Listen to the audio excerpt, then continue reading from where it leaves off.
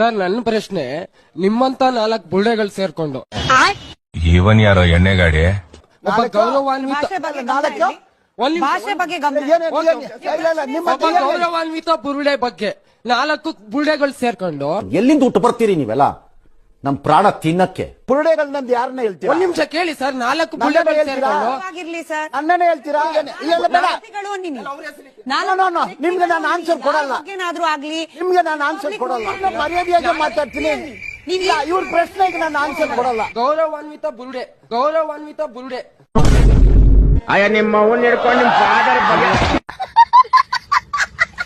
ವ್ಯಕ್ತಿಯನ್ನಿ ಬುರುಡೆ ಅಂದ್ರೆ ಏನು? ವ್ಯಕ್ತಿಯನ್ನಿ ಯಾರಾದ್ರೂ ಆಗ್ಲಿ ಸರ್, ನಿಮ್ಮನ್ನು ಹಂಗೆ ಕರಿಬೋದಾ? ನಾವು ನಿಮ್ಮನ್ನ ಹಂಗೆ ಕರಿಬೋದಾ?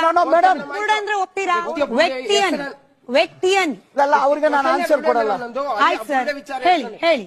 ವ್ಯಕ್ತಿಯ ಬುರುಡೆ ಬಗ್ಗೆ ಹೆಸರಾಳ್ ಮಾಡ್ಬೇಕು ಅಂತ ಎತ್ಕೊಂಡು 4 ಬುರುಡೆಗಳು ಒಬ್ಬ ಬುರುಡೆಯನ್ನ ಆಚೆ ಬಿಡ್ತಾರೆ.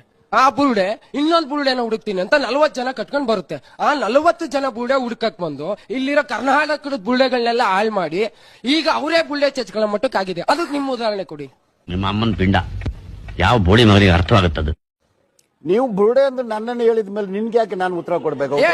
ಕೇಳೋ ಪ್ರಶ್ನೆಯನ್ನ ಸಭ್ಯವಾಗಿ ನೀವು ನನ್ನ ಮೇಲೆ ಕೋಪ ದ್ವೇಷ ಇಟ್ಕೊಂಡು ಮಾತಾಡಿದ್ರೆ ಹೋಗುತ್ತೆ. ಕರೆಕ್ಟ್. ದ್ವೇಷ ಬೇಡ. ದೇವಮಾನವ ವೀರೇಂದ್ರ ಹೆಗ್ಡೆ ಊತಾಕವನೆ ಸಾಯಿಸಿ ಅವ್ರನ್ನ ಊತಾಕಕ್ ಬಿಟ್ಟವ್ರೆ ಅಂತ ಎಲ್ಲ ಹೇಳ್ತಾರಲ್ಲ, ಹಾಗಾದ್ರೆ ಅವ್ರನ್ನ ವೀರೇಂದ್ರ ಹೆಗ್ಡೆ ಅವ್ರನ್ನ ನಕಲಿ ದೇವಮಾನವ ವೀರೇಂದ್ರ ಹೆಗ್ಡೆ ಅಂತ ಹೆಂಗ್ ಯಾವುದೇ ಸಾಕ್ಷಿ ಇಲ್ದಲೆ ಅವ್ರು ಹೆಂಗ್ ಕರೀತಿದ್ದಾರೆ?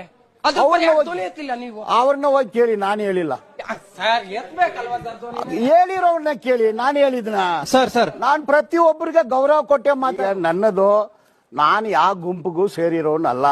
ನೀವು ಯಾರೋ ತಿಮ್ಮರನ್ನವ್ರಿ ತಿಮ್ಮರೋಡಿ ಮಟ್ಟರ್ ಅವ್ರನ್ನ